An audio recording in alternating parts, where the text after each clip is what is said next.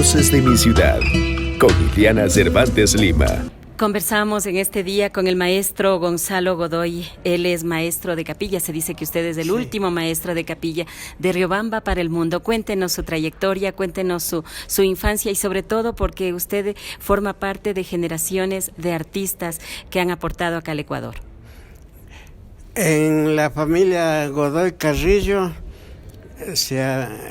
yo soy más de la quinta generación. Mi bisabuelo, mi tatarabuelo han sido maestros de capilla, los hijos. Luego mi mamá cantaba, mi papá era también director de la banda Brigada Galápagos de Riobamba. Todos mis tíos, hermanos de mi mamacita, maestros de capilla.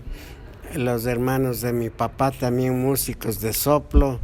Hemos integrado buenas orquestas. Mi abuelito, de parte mía, de parte de mi mamita, era maestro de capilla de la ciudad de Riobamba, del barrio de Santa Rosa. Era la comunidad dominicana. Entonces yo me iba con él a las misas, había que madrugar a las 3 de la mañana el Rosario y la Aurora, los días sábados. Casi el resto de días había misa desde las 5 de la mañana. El domingo había misa de 4. Entonces eso me sirvió porque mi abuelito, como era ya de una edad avanzada, yo le viraba las páginas de los libros. Ese tiempo era una letra bien finita y un papel también bien delgadito, finos. Entonces yo tenía que estar ahí.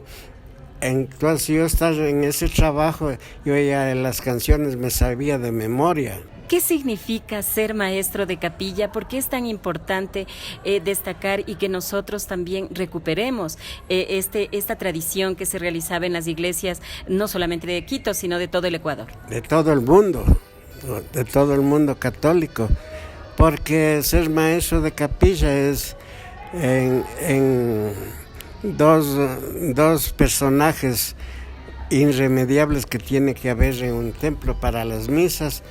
Es el padre, o sea, el sacerdote, que hace la palabra de Dios, y en la parte litúrgica, la música, las canciones, todo ameniza el organista, o sea, el maestro de capilla, con la diferencia de que antes cantábamos en un idioma llamado latín. Era un poco más complicado y las ceremonias también eran más largas. En el caso de estas canciones que usted interpreta como maestro de capilla, ¿cuál es la que le llega más a su corazón? ¿Cuál es la que usted, por ejemplo, se identifica? La que más me gusta aquí los lunes, porque tenemos un horario toda la semana. Me encanta el canto a San Vicente Ferrer. Don Gonzalo Godoy, yo recuerdo cuando era niña mi mami veía un programa que se llamaba Puerta a la Fama. Sí. Y usted formaba parte de ese grupo musical. Yo era muy pequeña ahí, sí, pero a mi madre le gustaba siempre la música ecuatoriana, la música nacional. ¿Cómo usted, por ejemplo, se acuerda de las estrellas que pasaban por ahí, tomando en cuenta de que ahí era en Telecentro, Canal 10? Sí. Cuéntenos de esa trayectoria que usted estuvo ahí y sobre todo del grupo que usted formaba parte. Sí. Había un concurso todo el año, grabábamos los viernes, los concursantes grababan los viernes, entonces yo era acordeonista de los que hacíamos el acompañamiento, el grupo, a todos los artistas, a todos los participantes. Entonces al final del programa quedaba un finalista para ver al fin de año cuál sale. Porque somos dueños de un folclore musical de riqueza extraordinaria que nos llena de orgullo. Telecentro presenta en Ecuador 90, Puerta a la Fama. Antes era bien difícil la grabación para disco. Claro que la mayor parte de productores había en Guayaquil, como es Pero Guzmán, la casa Onyx, la casa Orión. También era famosa, Lluvia de Estrellas, la casa Cóndor. Entonces, todos esos iban a ofrecer la canción, el compositor, se le gustaba, grabábamos, pero era bien difícil la grabación porque medio se equivocaba, alguien paraba ya la máquina, o sea, había un foco que era de emergencia, ¿no? Entonces paraba el foco, era el cuco de nosotros ver el foco, ¿no? Entonces, pero eso era para las grabaciones en discos. Y de todas las grabaciones, entonces se puso en moda, supongamos, de ese programa salía un triunfador por ejemplo, del radio, era Radio Cristal, que ellos organizaban, la Estrella Cristal. Luego salió una paisana de nosotros, Ana Lucía Proaño. Y de ahí seguían cada año hacían los concursos. Y le cuento que toditos son nuestros, por ejemplo, el dueño de Radio Cristal aún es don Armando Romero Rodas, muerto. Los componentes, locutores de esos programas muertos. De las grabaciones del Canal 10 también había un Edgar Tobar, el director. También es muerto y era un gran cantante porque cantaba del dúo Ayala Coronado, cantaba con el Alfredo Ayala, hacían dúo ese señor Edgar Tobar. Él era el director del Puesta a la Fama. Y toditos son muertos. Lo mismo del disco que yo grabé con el Julio Jaramillo, el puntero Rosalino Quinteros, cuencano, muerto. A eso iba yo, don Gonzalo Godoy.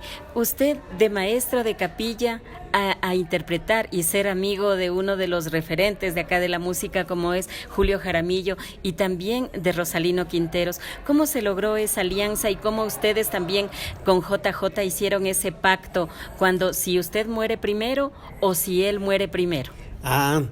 Resulta que yo fui a Guayaquil, entonces ¿para qué yo grabé primerito con el dúo Aguayo Guayamabe? Yo decía el dúo Aguado de Guanábana, pero de broma, ¿no? Y entonces el dúo se puso en moda, grabamos unas lindas canciones, como es el título de ¿Por qué, Dios mío, te llevas, mi amor? El vals, el di que me quieres, yo quiero que comprendas. También grabábamos a las ciudades, a Guayaquil, a Riobamba, el chullo riobambeño, a Cuenca.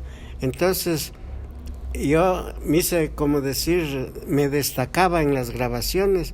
Ya sabían que hay un Gonzalo Godoy y Rosalino Quinteros Vueltel trabajaba solo con guitarras, con el Julio Jaramillo, que era aficionado ese tiempo, y él grabó el primer disco con Fresia Saavedra.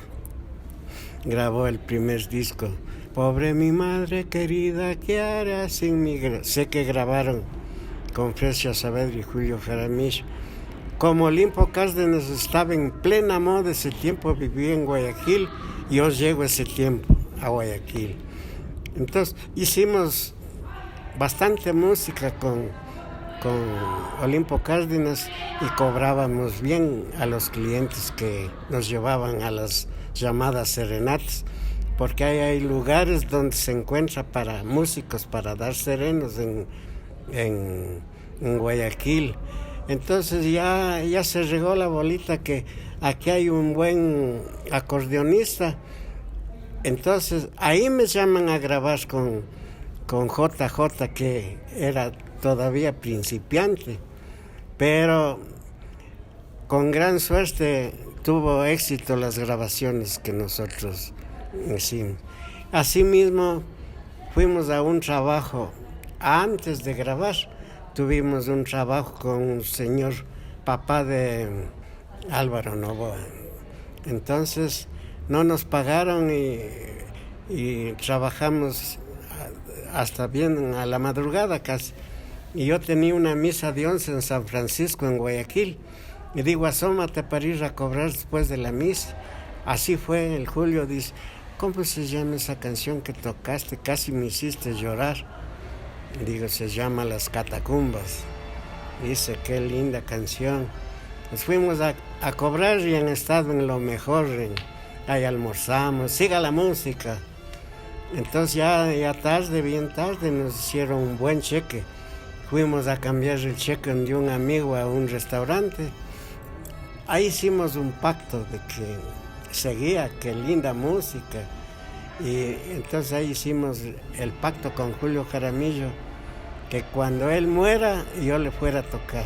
Y sí le cumplí porque... ¿Cuál canción? Las Catacumbas. Las Catacumbas. La señora no, creo que no creía en los padres, porque el dueño de la emisora, había un sacerdote que daba el minuto con Dios. Entonces, padre, vamos a darle la misa al Julio Jaramillo, porque él se murió y se veló en 3 partes. Se veló en el municipio, se veló en Radio Cristal y en el Coliseo de Deportes se veló el Julio. Entonces yo me fui de Riobamba, mi hijo el Mario me decía, ya se ha muerto el Julio. Entonces yo me fui a cumplirle la promesa. Yo que llego al lugar, ahí entra la mujer bravi, nada de misas, nada de nada. Una señora... Nancy, sí. Entonces ya no toqué la misa, pero en la calle sí, ahí como la calle es libre, siendo frente con frente donde estaba velándose el cementerio, nos fuimos lejísimos con el cadáver. 2 únicos traslados que yo he visto con hasta gente del Julio y de Jaime Roldós.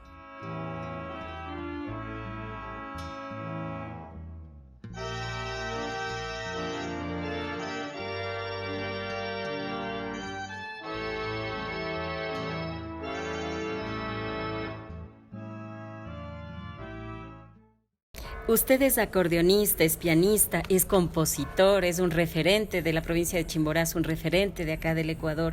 Sin embargo, sus hijos comentan que cuando usted vivía en Guayaquil era fácil ver, por ejemplo, a muchas personalidades como Gonzalo Castro, Pepe Jaramillo, Fresia Saavedra, al mismo compositor Rubira Infante. ¿Cómo hacía usted para ver a todas estas personalidades? Y usted también forma parte de este grupo que identifica a nuestro Ecuador. Porque en Guayaquil hay diferentes lugares donde paramos. Había una peluquería de un riobambeño llamado Julio Ñama, pero era la concentración de irnos a la peluquería. Entonces, supongamos un compositor que tenga alguna canción, iba donde el productor de los discos, supongamos donde Pero Guzmán, tengo esta canción, vendráme tal hora a hacerme oír. Y el compositor le interesaba, claro, y si le gustaba al dueño de la marca, le gustaba la canción, decía, vamos a grabar tal fecha, con tal artista y tal marco musical. Claro, éramos como decir un pequeño grupo del marco musical, porque había esta particularidad de que era bien difícil la grabación. El mínimo movimiento malo que haya paraba el técnico ya nos hacía señas, vueltas, repetíamos. Y como ganaban por tiempo, a ellos les convenía que más tiempo para ganar más y nosotros éramos los fregados. Pero yo con gran suerte, no es alabarme, ¿no? Conmigo nunca se confundía la gente, porque yo era tan preciso, o de no comedidamente les hacía señas con la cabeza o con la boca, que ya entren, que ya principien, o les contaba así el tiempo. Y me tenían confianza y no, conmigo salían rápido de las grabaciones. Ese particular había de que el que grababa conmigo salía contento. ¿Usted era nítido? Sí, yo también, claro. A veces en el mismo estudio Ya llevábamos justamente lo que teníamos que hacer y el productor le convenía, decía, ¿qué más tienen? Entonces ese rato preparábamos otra canción. Claro, el personal tenía algunos compositores en el grupo, entonces yo tengo esta canción y a veces ya sabían y salía grabando aparte de lo que llevábamos, 2 más o una más por lo menos, salíamos grabando. Esa oportunidad tenía yo. Don Gonzalo, usted es de una familia de artistas. ¿Cómo usted hizo para mantener un hogar estable durante tantos años, donde tuvo 12 hijos, 10 de ellos muchos de sus hijos viven aquí en el Ecuador, otros en otros países? ¿Cómo usted pudo compaginar, tomando en cuenta de que usted vivió en Colombia, vivió en Guayaquil, vivió acá en Quito, vivió en la misma Riobamba? ¿Cómo hizo para mantener estable y que sus hijos también sigan su legado, aunque al principio usted no quería que sigan esta profesión? Porque con mi señora desde cuando éramos novios nos comprendíamos. Ella opinaba algún caso, yo opinaba otro caso y llegábamos a realizar todo lo que planificábamos en este caso en novios, se realizaba. Y nunca yo me desconformé con opinión. Por ejemplo, no hagamos este negocio, o ese tiempo la música era para mí un trabajo bien rentable, y a mí me preferían porque yo siempre he sido amante a la música ecuatoriana, y en Riobamba hay buenos compositores como es un señor Gerardo Arias y Arias.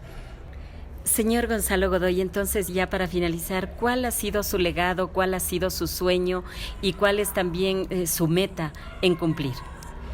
Mira, mi trabajo, como le digo, en Riobamba trabajaba así, pero ahí ganaba menos. Supongamos 10 la hora, claro, para otros trabajos era platita, pero allá en Guayaquil ganaba 50 la hora, ¿no? Y ese tiempo grabábamos 50 sucres. Sí, claro. También había las emisoras que hacían las audiciones en vivo. De una radio íbamos a otro, valía 5 sucres la carrera de carro. Entonces todos los músicos poníamos un sucre, así lo que nos toque. Íbamos a otra radio. Después la televisión, los viajes.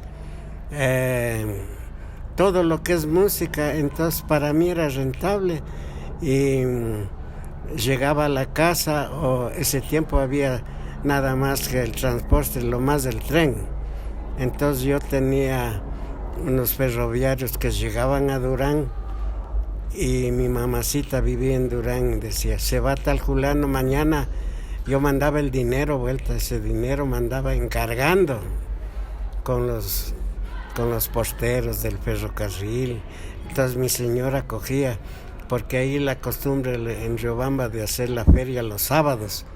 Entonces los sábados compraba todo lo que es la comida para la semana, las papas, la lechuga, la cebolla, todo.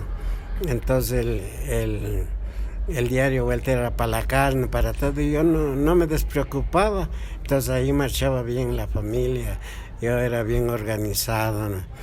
Pagaba las pensiones de los colegios, los uniformes, la ropa, todo lo que es de la educación. ¿Qué desea usted para su familia, para usted y para el Ecuador?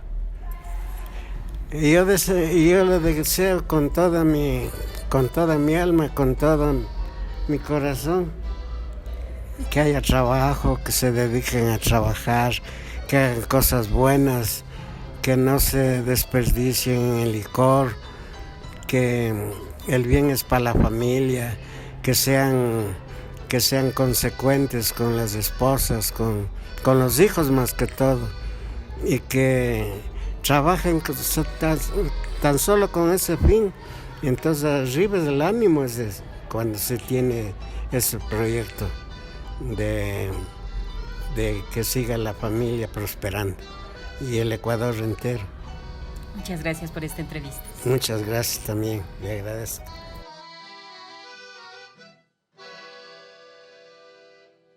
Voces de mi ciudad, con Iliana Cervantes Lima.